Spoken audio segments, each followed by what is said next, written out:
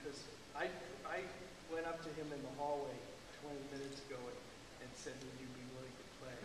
And so he's had no preparation except for setting a few pistons. And he really knows what he's doing, I can tell you that, because this is something I've done all my life, set pistons and get ready under pressure. And so I applaud you for that. And you're still going to play something for us in the future. Sure. Maybe today or tomorrow? Whenever you want. What are you going to play today? I'll figure it out. You will? All right. I don't want to put you under too much pressure. Oh, I'm just, no worries. Okay. All right, now Garrett's going to tell you a little bit about himself and about his study with Jerry Hancock, and then he's going to tell you a little bit about this piece and how it was put together. Sure. And then we're going to waltz down there. Okie dokie? Sure. My name's Garrett. I was born and raised in Tennessee.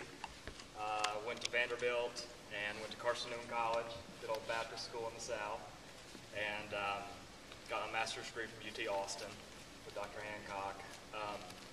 Served churches in Tennessee, Alabama, was at Coral Ridge Presbyterian as their senior organist as well, and that's actually how Mr. Callahan knew that I played this piece, because I was really nervous today. I walked up to him and he said, "You play my music. I've seen you I saw your recording on YouTube," and I thought, oh Lord, here we go. I thought I haven't done it justice, but Au contraire.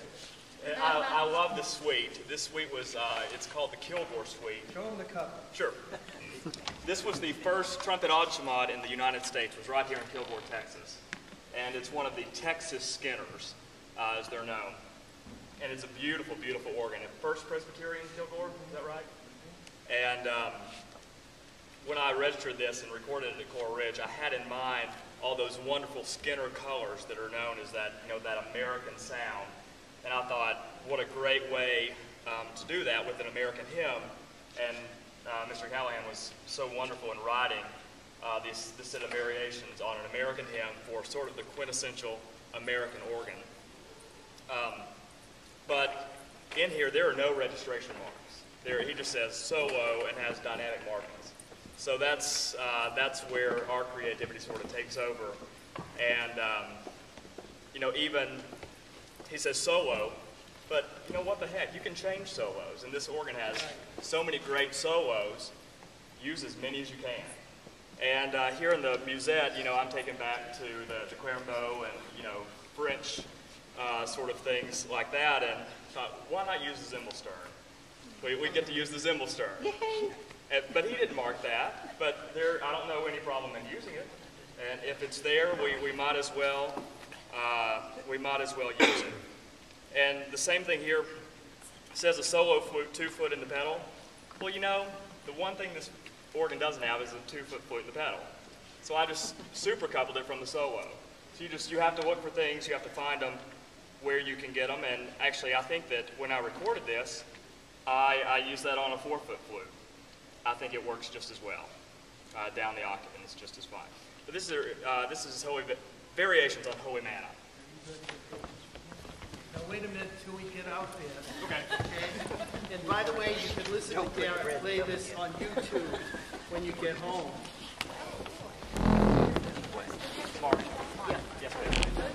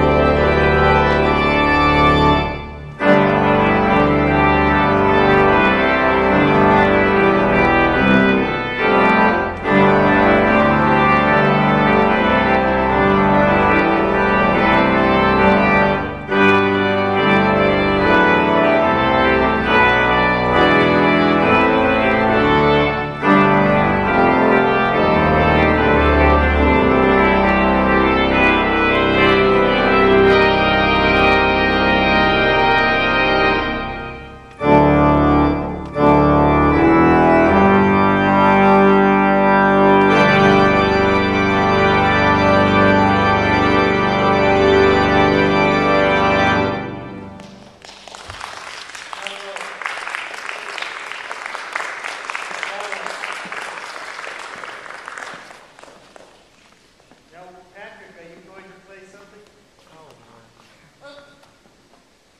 Tomorrow. Sure. Where are we? Are we in a good order tomorrow? Are we going to be back in here tomorrow? What's that? Are we back in here tomorrow? No. Isn't this a fun organ to play? It is. It's great. And it sounds so different here, doesn't it? No? I can flip through the Lemons fanfare really quickly. Let's hear it. All right. By the way, I commend you two guys for an additional reason. You didn't give me any grief about not having organ shoes. Don't tell Jerry Hancock.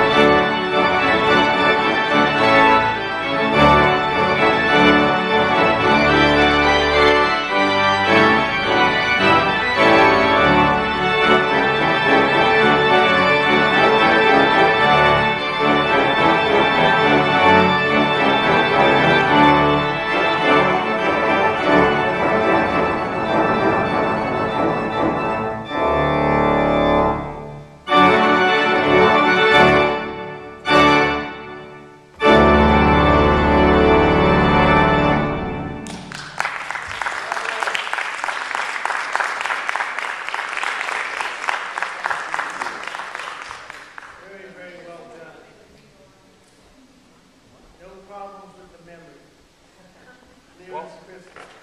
Heard every note. I've played that for 10 years. Lemons was Belgian. He was from Mechelen, Belgium. And he was the founder of the French New England because he taught in New York and Gilmont. And I am a distant grandson of Lemon because of my teachers.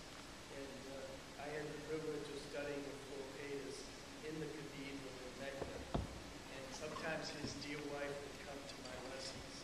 And once I was playing the Graphia Symphony of César Franck, which is a very long piece, and it takes about 27 minutes to play the whole thing if you go all the way through it. And I was playing a slow part.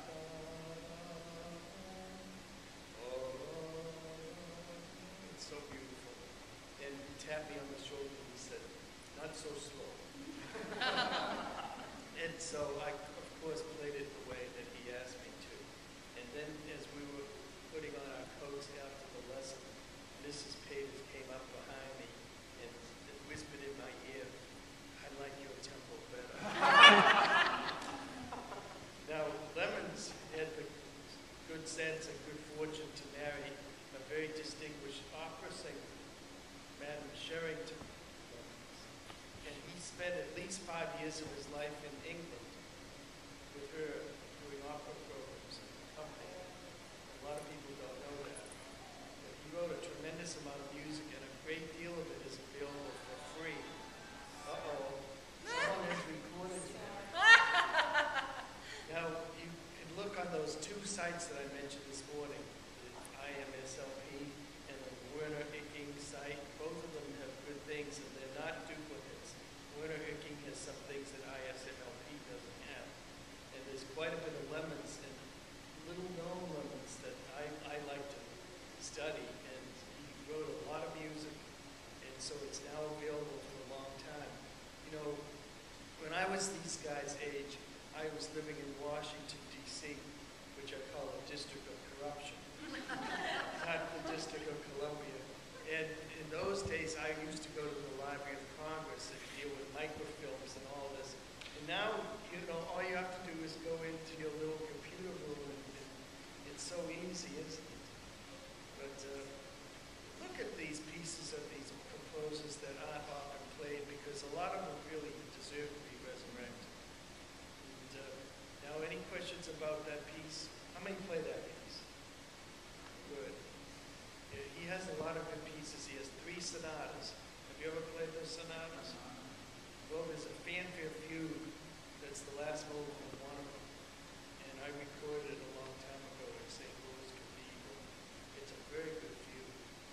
And some, you know, I've never put any of my pieces of my own playing on the internet, but some other people do, and that's fine, and they also have their own performances. But someone put this recording of mine of this Lemons fugue on the internet, on the YouTube, which is fine, but they listed it as one of my compositions. Now, I did not write this piece, and so, you know, there was some discussion about that, and most recently, I had an email from some young Morgan student who I don't know where he lives, but he wanted to get a copy of this composition of mine on YouTube based on the hymn tune Sanctennial.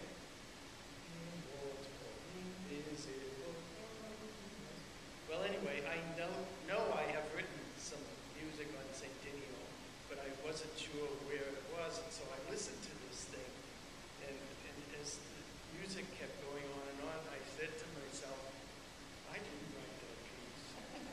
Now, I know I'm getting old, you know, the hair's going and the brain's going, but I realized I really, truly didn't write that piece. And so I said, who could have written this? Who does it sound like?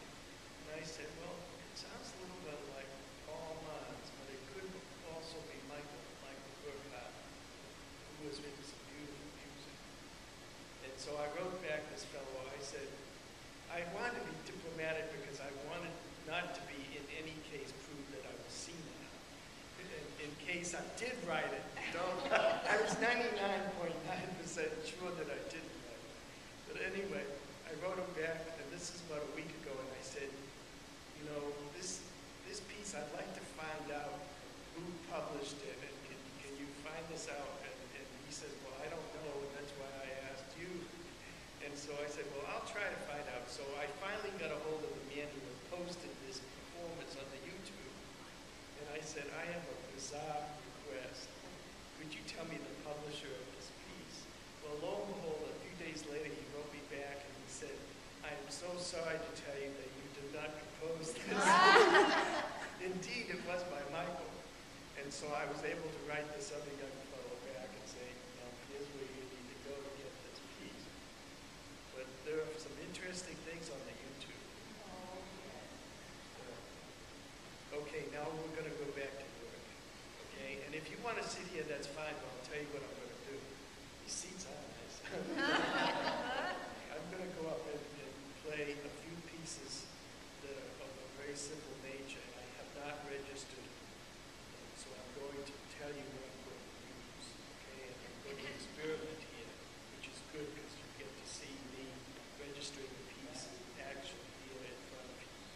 All right, so you might want to maybe move up a few rows so I don't have to get a big phone.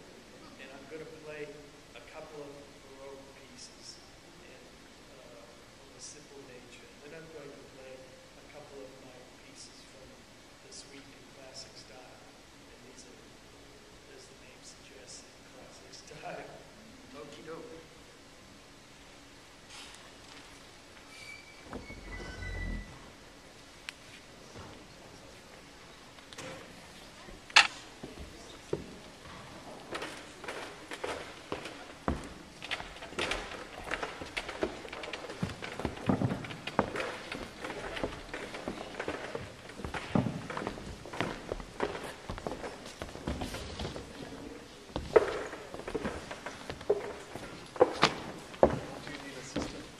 Probably will. So why you? Oh,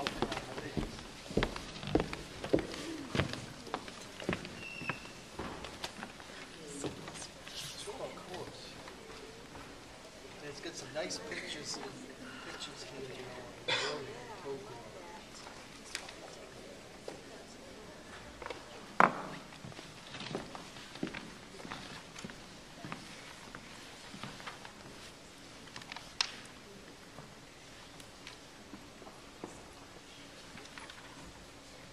Now, this first little piece I'm going to play is one of these excerpts from ISMLP that I was telling you about. And this is a one-page sonata. Sounds good already, doesn't it? And it's by Domenico Cimarosa. And it says Per Logano, but on top of that, in my very fractured Italian, it says Raccolte di vari sonate per il fortepiano, composed dal signor Cimarosa, circa 1787. Okay? So in other words, he was writing at the time Mozart was alive. Okay? And it's in that style, very lyrical. And mostly it's just two notes going on at the same time. And you could just download this for free and thousands of other pieces like it. Okay? So we have the melody in this piece always in the right hand. So we want to choose a registration that is going to be lyrical and clear. And we want to choose the left hand, something that is accompanimental and is proportionate, dynamically speaking, so as to accompany the right hand. So I think what I'm going to try for in the first section is a combination with a mutation. And then I might try a combination with a very light reed. And by the way, another nice thing about this composition is it is in two parts, and there's a repeat sign on each one of them. And so you can get double dose, okay, for your practicing.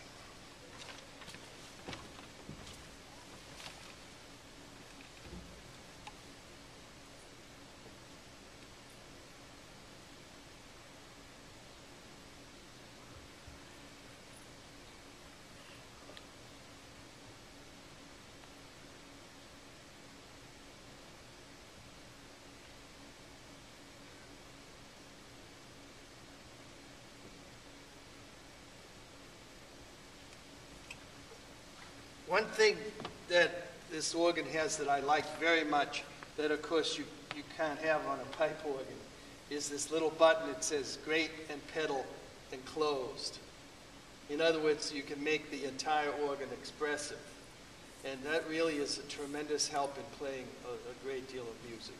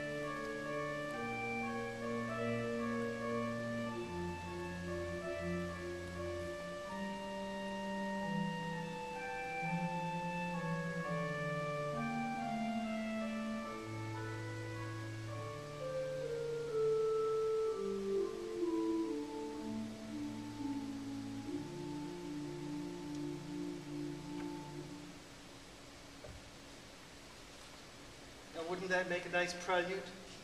And it's so simple. By the way, Garrett, what is the correct position of the swell pedal? Between the D sharp and the F sharp? No, in performance. There are a million different places for it. Well, that's a pretty cozy answer. Somewhere. I'm just taking a line from Tom Murray. Okay. And it's a good little story in teaching. He was asked, what is the correct position of the swell pedal? And he answered, in motion. I like it. In motion. So you can overdo it. Now, I know that Domenico Cimarosa probably never played an organ with a swell box, but you can make the line expressive and just use a little bit of swell gradation here and there without being obtrusive. Now, the next piece is in a collection of mine, which is called In Paradisum, Keyboard Music for Funerals and Memorial Services. And it has pieces that, of course, have other uses besides memorial service use. This is an air by the Belgian composer Jean-Baptiste Lullier, and it is of a similar form, A-B, with contrasting sounds. Mostly two voices.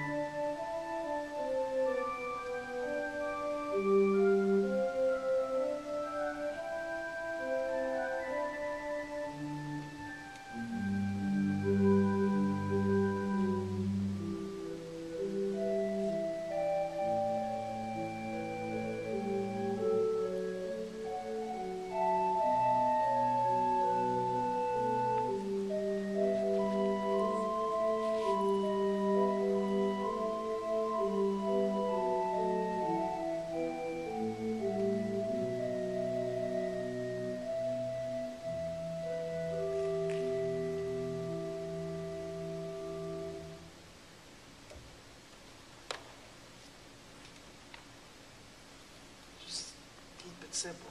It doesn't always have to be complicated. And give the feet a rest once in a while.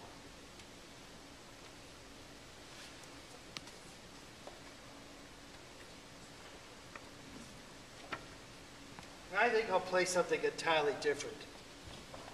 Rather than something in classic style, I think I'll play a piece of mine that's called Distant Chimes. Does anyone know this piece? No? It's from this collection. This is a very beautiful cover, by the way. Don't you like this cover? Gentle Spirit. 3 quiet pieces for organ. And there's a reason this piece is called Distant Chimes. I'll let you figure that out. I need your help.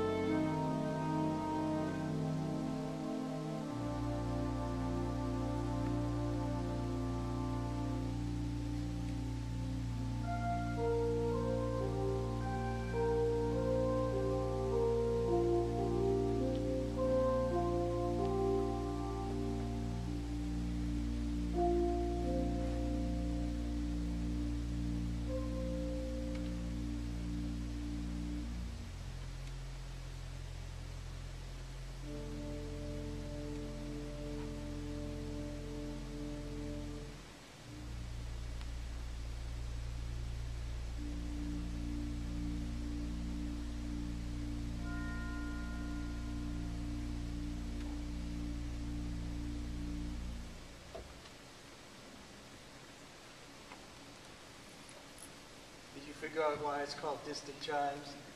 Because the chimes are at the very end. There's only one note, distant chimes.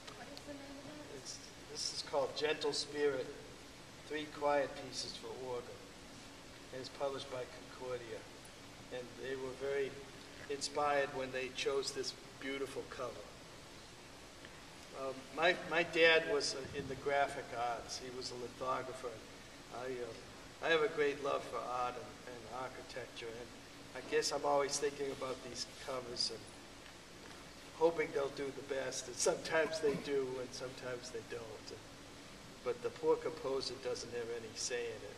And, I don't know what the answer is to that situation. Okay.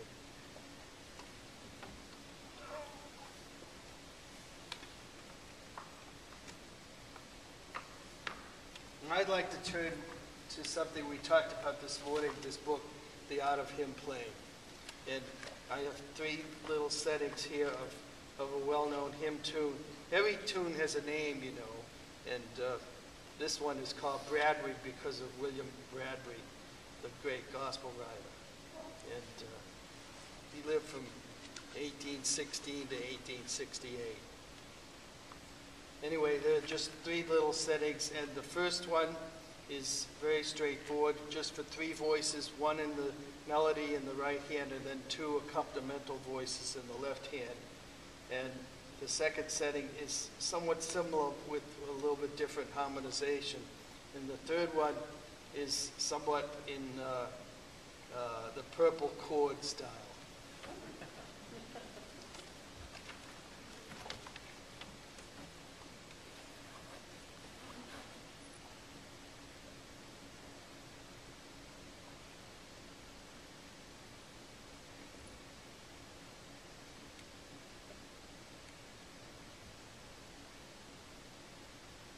Now here I'm going to contrast in the choir division the strings, which are called viola, viola proposa, and celeste, and the flute, with the solo strings, which are gamba, gamba, celeste, and doppel flute.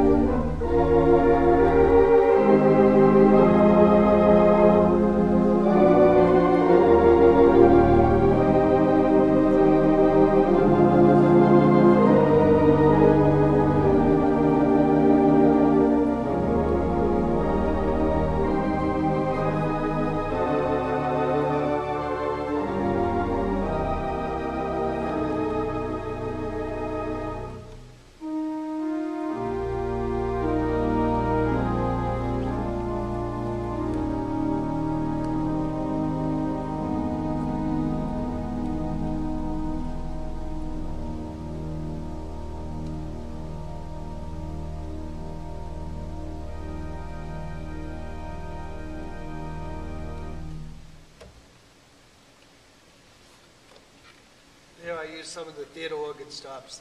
There's a complete set of tibias on this organ. Do you all know what a tibia is? And I know you guys know, huh?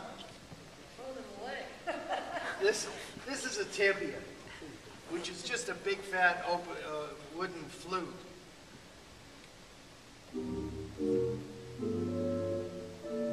What makes it really unique is when you add a tremolo to it, and then it sounds like this. And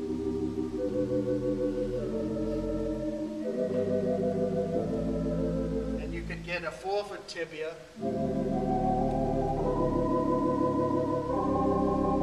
And add a 2-foot tibia.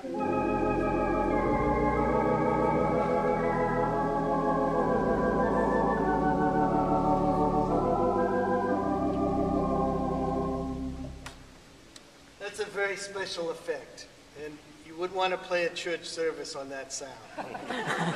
But special occasions, it's very nice. It's kind of like having a special dish for dessert on a special occasion. Here I go thinking of food again. Have you actually, do they have tibias at Coral Ridge? No. No. Everything under the sun from Bob Walker, but not tibias. No tibias. Yeah. They're very useful in certain circumstances. But that is the one sound that the Wurlitzer theater organ is unique in having, and you can add these sounds to a pipe organ or to a digital organ, and you don't have to use them, maybe once a year, you know, but it certainly broadens the horizons. So, now, any questions on any of the registrations? Yes, ma'am. In a pipe organ, how does the tremolo work? How is that sound made? Okay, that's a very good question. There are several different ways of doing it. They all boil down to this. You know, the pipe organ is winded by a blower, and no longer do we have this type of thing, except in Vermont where the power goes out, and some of our old organs still do have the handle and the pump. And in my little village, there's an organ that was built in 1865, and it was installed when the veterans came home from the Civil War that year. And it has the original pump, but thank God it also has an electric blower. And basically what a tremolo does is it shakes the wind. And so it's usually a pneumatic device. Sometimes it's an electric device that literally shakes the wind. Now, have you ever heard of the Austin Organ Company? Austin was a very, very prominent builder, and they're still actually building organs. And they're in Hartford, Connecticut. How many have ever played an Austin organ? I bet you have. There's one here in town? Mine, St. Paul's is in Austin, isn't it? Yeah. Well, the one thing about Austin organs is, whether you like them or not, they have a special system of winding which is called the universal wind chest. And on many of their instruments, you can literally walk into the wind chest where the wind is stored. And they're very big wind boxes. And the wind in an Austin organ is steady, steady, steady. In fact, it's so steady that for many years they were unable to shake it and get a real tremolo effect. And so initially what they tried to do, I'm not making this up, you could go into an old Austin from the 20s and still see this. There's a fan like you would have in your kitchen above your stove, the old-fashioned type. They would install this over the pipes. Yeah, so that was called a fan tremolo. But they've devised other methods now to shake the wind on an Austin organ. Now in France, the tremolo sometimes is on two knobs. It's called tremblant doux, which means a sweet or soft tremolo, or tremblant fort. And so Mr. Walker has done this on this organ because he has a piston that says full tremolo. And that really shakes things up seriously.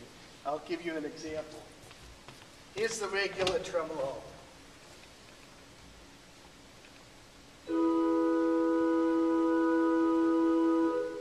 Here's the tibia without the tremolo.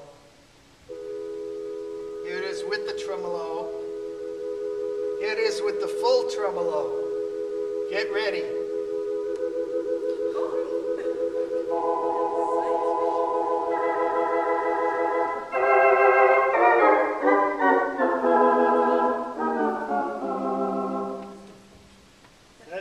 That's the Wurlitzer type effect. All right, that was a good question. Any other thoughts? Okay. So we talked a little bit about registration. We talked a little bit about some pieces that don't require too much preparation and you can actually download from the internet. You can go home and look at IMSLP or Winter Icking. And there are other sites that you fellows use up in Austin. Who's the main one? Those are the two best ones, I think. But there's always new things coming up the pike. Okay. What time do I see you all in the morning? 8? And it's in Markham Studio. Okay? Thanks so much. And thank you guys for playing. Good job.